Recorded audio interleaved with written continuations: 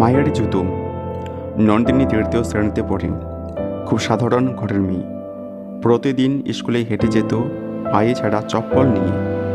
একদিন স্কুলের শিক্ষক বললেন, আগামীকাল সবাই নতুন জামা ও জুতো পরে আসবে, স্কুলে ছবি তোলা হবে।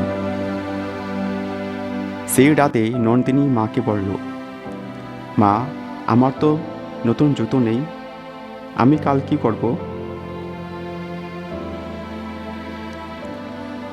মা একটু চুপ করে থাকলেন। তারপর হাসি মুখে বললেন, তুই চিন্তা করিস না, কাল সকালে জুতো পাবি। পরদিন ভোরে নন্দিনী ঘুম থেকে উঠে দেখল বিছানার পাশে এক জোড়া নতুন জুতো রাখা। খুশিতে নন্দিনী লাফিয়ে উঠল।